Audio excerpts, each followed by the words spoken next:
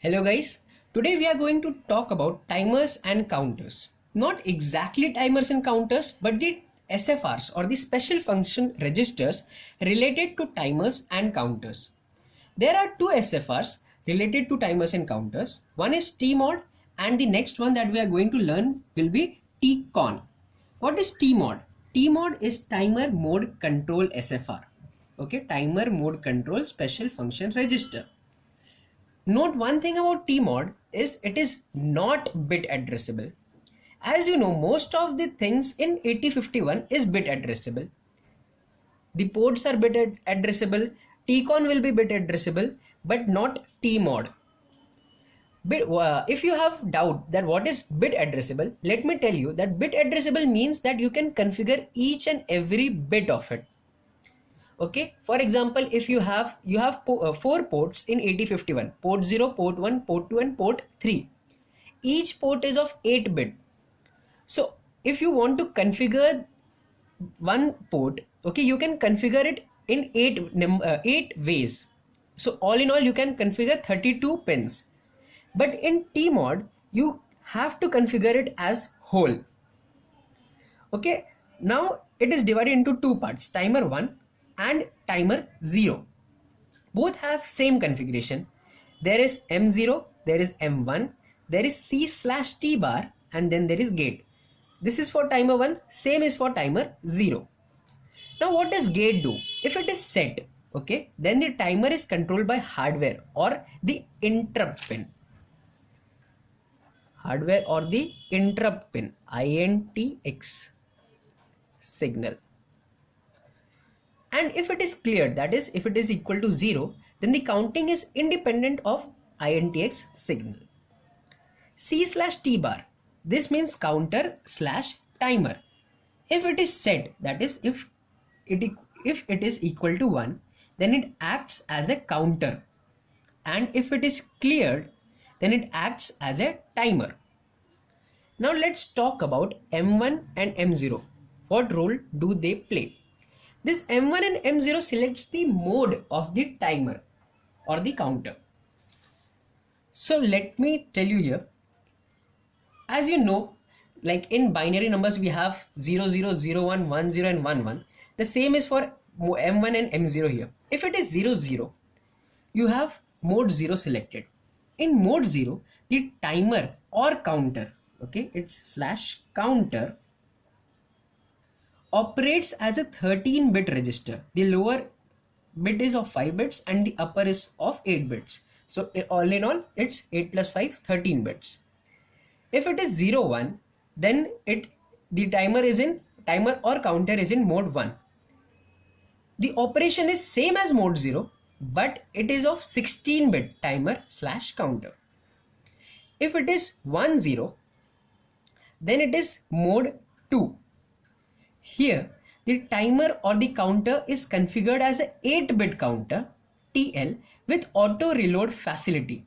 Now if you notice, I have written TL for some specific reason.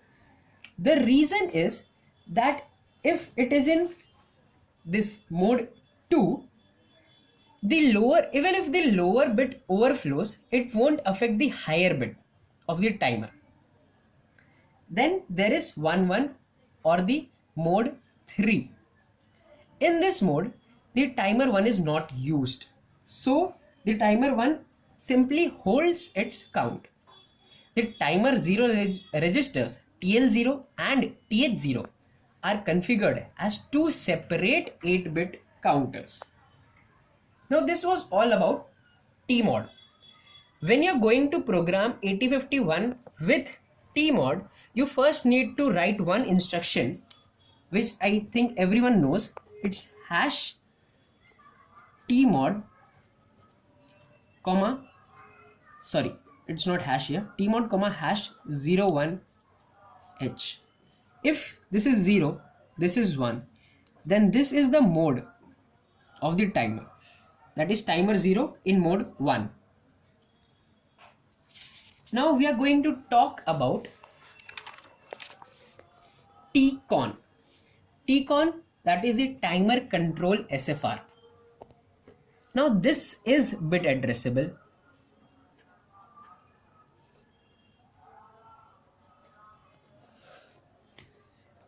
Okay, now the pins of TCON are TF1, TR1, TF0, TR0, IE1, IT1, IE0, IT0. Now, what are the functions of these pins that we are going to see? Now, TF1 and TF0. Okay, this and this. TF1 and TF0.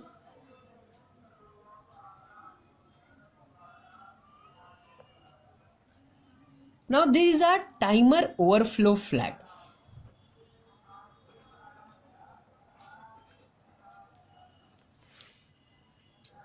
So when the timer overflow flag is set or it is equal to 1, the timer 1 or timer 0 overflows respectively.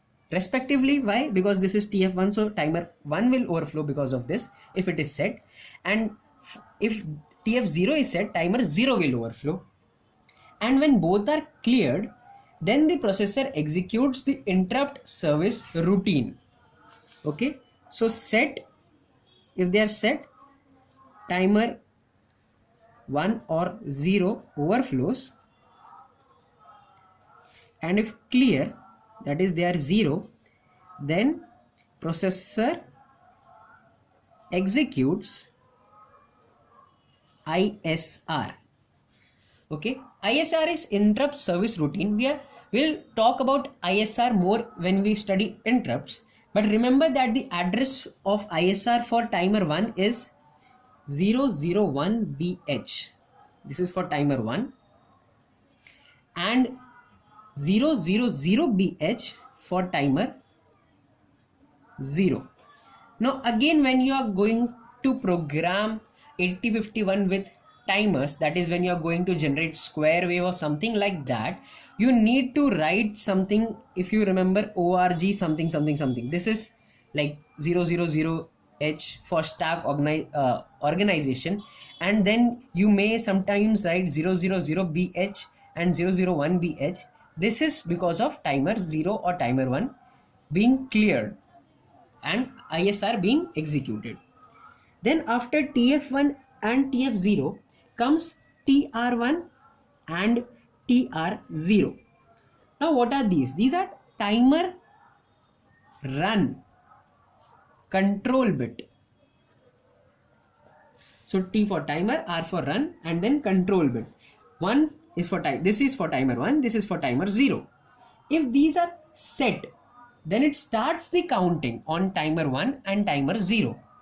And if these are cleared, okay, it halts or stops the counting of timer 1 or timer 0. So if it is set, it starts counting.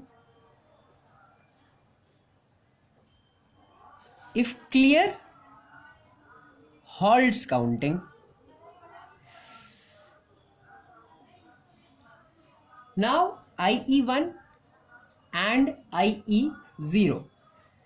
Now these are external interrupt edge flag. Now what this means,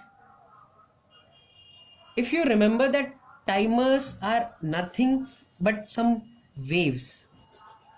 Okay, we are going to talk about these edges. Now this is a falling edge, this is a rising edge, and what type of edge is this? This is level edge. Okay, level triggered.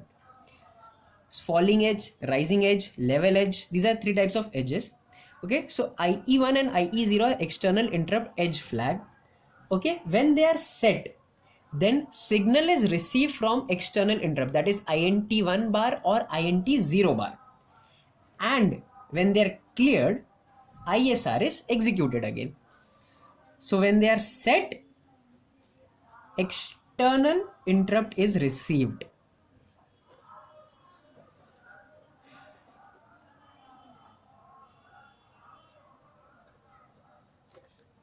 That is INT1 bar or INT0 bar, and if they are clear, then ISR is executed. Now again, if this is ISR, so it will be having some table, okay, a vector table that is called as.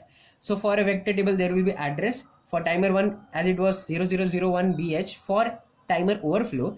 Similarly for IE1 and IE0, the vector address for timer 1 is 0013H and for timer 0 is 0003H.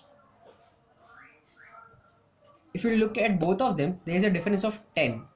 Okay, like there's 0313, this is 0B 1B.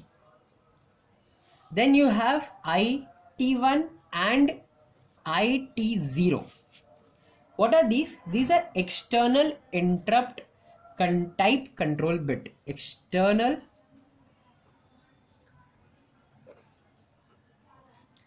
interrupt type control bit. Now if they are set, this means that the INT1 bar or the INT0 bar will be a negative edge triggered, and if they are cleared, INT1 bar or INT0 bar will be low level triggered. So if they are set, INT1 bar or INT0 bar will be, as I said, negative edge triggered, and if they are clear, then INT1 bar or INT0 bar will be low level triggered. Now this was all about the timer registers, the timer SFRs.